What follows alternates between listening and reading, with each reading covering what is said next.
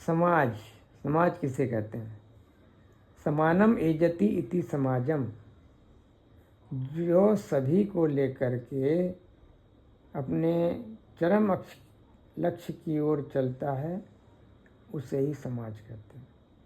सबको माने पारे मानव समाज को, जो सारे मानव समाज के हर एक व्यक्ति को उसके चरम लक्ष्य सर संप्राप्ति की ओर ले चलने का जो मिलित भाव है, वही समाज है। अनुशासन किसे कहते हैं? हितार्थे शासनम इत्यर्थे अनुशासनम, हित के उद्देश्य से किया गया शासन अनुशासन कहलाता है। अविद्या, विद्या विद्या हम लोग बार बार प्रयोग करते हैं। अविद्या है अनित्य असुचि दुखात्मसु नित्य सुचि सुखात्म ख्यातिर विद्या। जिस त्रुटिपूर्ण मानसिकता के कारण मनुष्य अनित्य को नित्य, असुचि को सुचि, अपवित्र को पवित्र, दुख को सुख और अनात्म को आत्म या आध्यात्मिक स्पिरिचुअल सोचता या समझता है, उसे ही अविद्या कहा जाता है। परित्राण, परिपूर्ण त्राण इत्यर्थे परित्राण। परिपूर्ण त्राण माने पूरी राहत,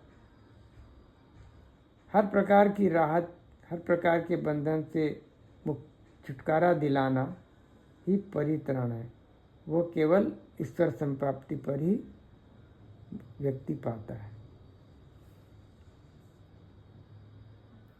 आचार्य किसे कहते हैं? आचरणात् पाठयति यह सह आचार्य, जो अपने आचरण के द्वारा, अपने व्यवहार के द्वारा दूसरों को शिक्षा देते हैं कि उन्हें कैसा आचरण करना चाहिए, वे ही आचार्य कहलाते हैं। स्मृति, मेमोरी, याद शक्ति किसे कहते हैं? अनुभूत विषय असंप्रमोषः स्मृति। पहले पूर्व में जो अनुभव हमने प्राप्त किए हैं अपने इंद्रियों के माध्यम से, उस मानस तरंग को अपनी इच्छा से पुनः मानस पटल पर जागृत कर लेने की क्षमता स्मृति कही जाती है। अनुभूत विषय, जिसका हमने अनुभव किया है, उसकी जो छाप मन पर पड़ी है, उस छाप को पुराना दोहरा लेना दोबारा, या उस वही कहलाता है स्मृति। जीव और शिव किसे कहते हैं? पास बद्धो भवेत जीव और पास मुक्त भवेत शिव। जो माया के बंधन में है, त्रिगुण माया के बंधन, सतरजतम के बंधन में, वह जीव है। और जब वह ब्रह्म कृपा से माया के बंधन से मुक्त हो जाता है, तभी वह शिवत्व प्राप्त करता है, तभी वह शिव है।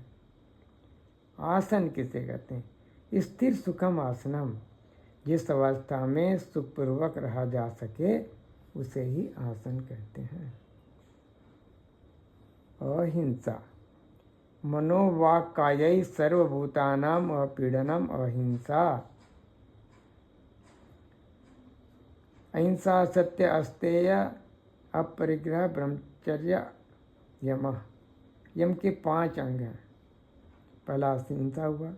मन, वचन और कर्म के द्वारा जगत के किसी भी प्राणी को पीड़ा नहीं पहुंचाने का नाम ही अहिंसा है। सत्य, परिहितार्थम वांग मानसो यथार्थत्वम सत्यम। दूसरे के हित के उद्देश्य से मन और वाक्य का जो यथार्थ भाव है, वही सत्य है। अस्तेय, पर द्रव्यापहरण त्यागो अस्तेयम। दूसरे का द्रव्य अर्थात संपत्ति को अपग्रहण करना या उसे हस्तगत कर लेने की इच्छा का त्याग करने का नाम है अस्तेय। बोलचाल की भाषा में अस्तेय का अर्थ होता है चोरी न करना, अचौर्य।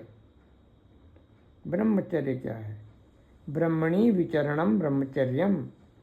मन को सदा ब्रह्म में लीन रखने का नाम ब्रह्मचर्य है। अपरिग्रह क्या है? देह रक्षा अतिरिक्त भोग साधना अस्वीकारो अपरिग्रह। शरीर की रक्षा के लिए जितना आवश्यक है उससे अधिक सब कुछ का त्याग करने की मानसिकता ही अपरिग्रह है। अब नियम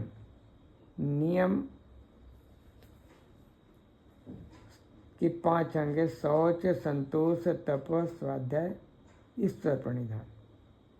तो इसमें ईश्वर किसे कहते हैं? ईसति यह स ईश्वरः।